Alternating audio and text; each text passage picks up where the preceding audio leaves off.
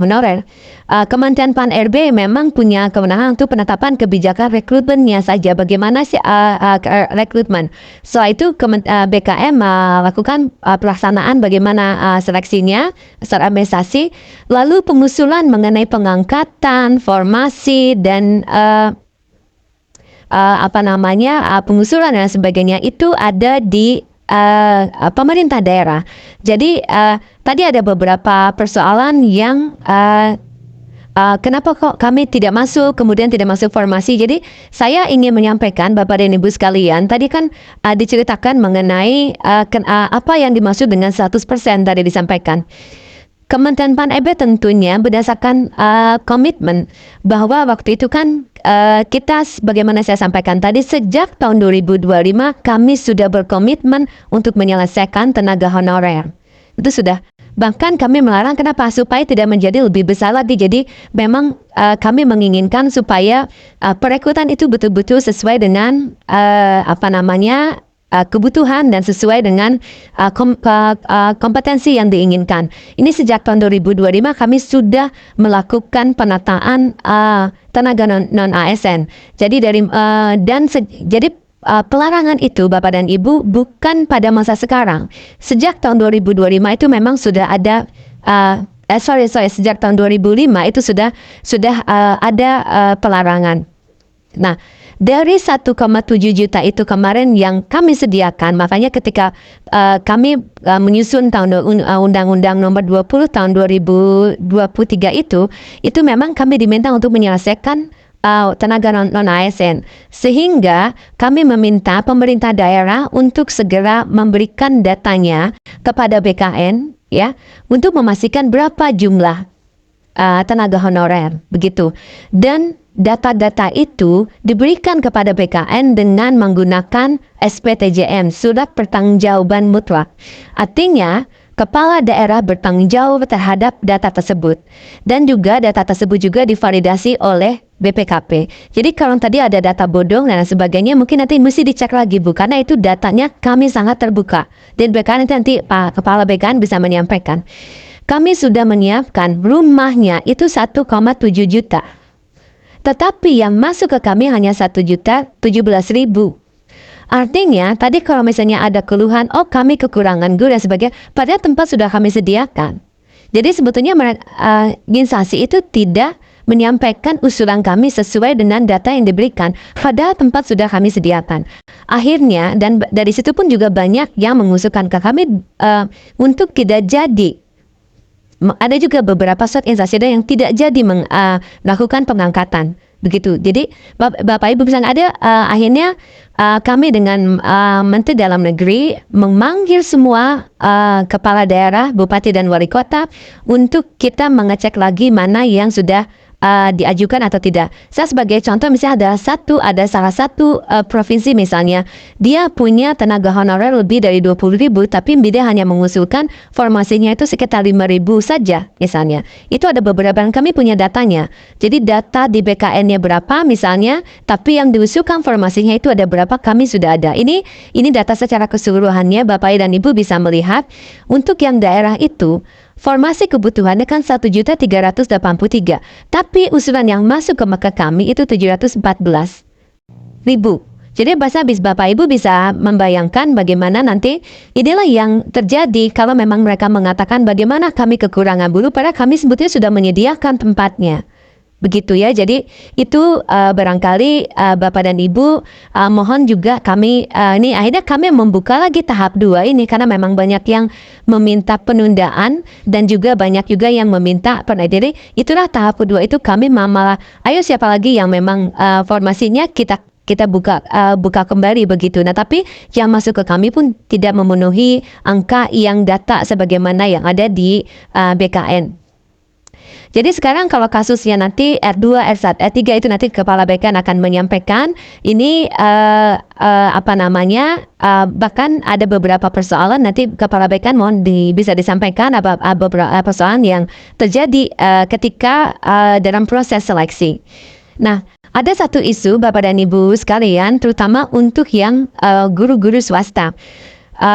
sorry maaf, saya mungkin balik lagi sebentar. Jadi tadi 100% tadi itu 100%, 1,7 memang itu memang willingness kami ingin mengangkat seluruhnya, tetapi kan usulan tidak itu. Jadi itu pengertian daripada 100%. Kemudian yang berikutnya, Bapak dan Ibu sekalian, tadi berkaitan dengan masalah guru swasta di tahun 2022, Pak Muri juga dikarenakan Pak Muri dan Bapak Ibu tadi mohon maaf, ada beberapa Bapak Ibu yang terhormat mempertanyakan untuk guru-guru swasta memang dulu kan ini diatur oleh Kementerian Dikbud, begitu ya, BP1 masuk, tetapi ternyata itu menutup guru honorer yang sudah bekerja di sekolah negeri. Waktu itu akhirnya untuk yang sekarang guru-guru yang swasta, karena kita hanya memberikan formasi kepada guru-guru yang memang sudah bekerja di sekolah negeri. Jadi kalau misalnya sekarang guru swasta ingin masuk ke sekolah negeri itu karena itu bukan ranahnya dari pemerintah. Begitu ya, jadi nanti saat ini ranahnya ranah dari kami, karena kan kami mencari guru-guru untuk sekolah-sekolah negeri. Nah ini kami tentunya pada saat ini adalah fokus kepada data guru yang ada, data tenaga honorer yang ada di di data BKN begitu. Jadi saya nanti mohon nanti bisa disampaikan. Nah, ini sebetulnya informasi ini Bapak dan Ibu sekalian sudah kami sampaikan kepada seluruh BKD. Jadi misalnya tadi ada hal-hal yang kami ini mestinya sudah di BKD sudah menyampaikan rambu-rambu apa saja yang memang perlu disampaikan. Nah, ini terkait dari hal tersebut nanti tentunya kenapa kami juga ingin menghentikan ini tenaga honorer, karena itu adalah perintah dari undang-undang. Undang-Undang nomor 20 sudah menyampaikan tidak boleh ada lagi pengangkatan tenaga honorer.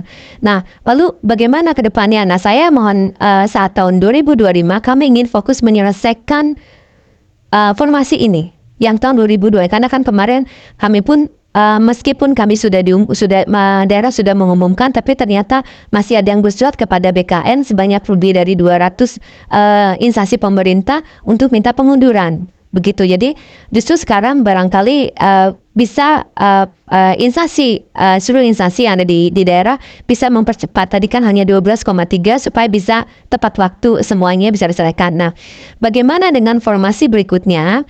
Kami nanti masih tentunya kami ingin menghitung kembali formasi yang dibutuhkan tentunya dari baik untuk CPNS maupun P3K, karena kami tentunya harus memperhatikan para fresh graduate yang memang mereka juga punya kesempatan yang sama untuk bisa mengabdi kepada pemerintah. Kemudian kaitannya dengan tadi ada beberapa pertanyaan tentang kesejahteraan dari pegawai, dan ini tentunya termasuk tadi tunjangan kemahalan dan sebagainya. Ini kami sedang tentunya khusus untuk pemerintah daerah itu sangat tergantung dari kemampuan dari pemerintah daerah.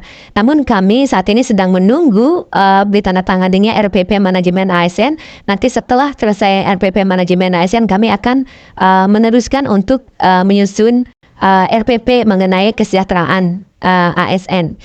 Dan Pak Pimpinan tadi terakhir Pak Pimpinan tak ada pembinaan SLP, SLTA. Ini kami juga tentunya ini dengan adanya undang-undang Pemda, saya kemarin bertemu dengan Menteri Dikdasmen Pak.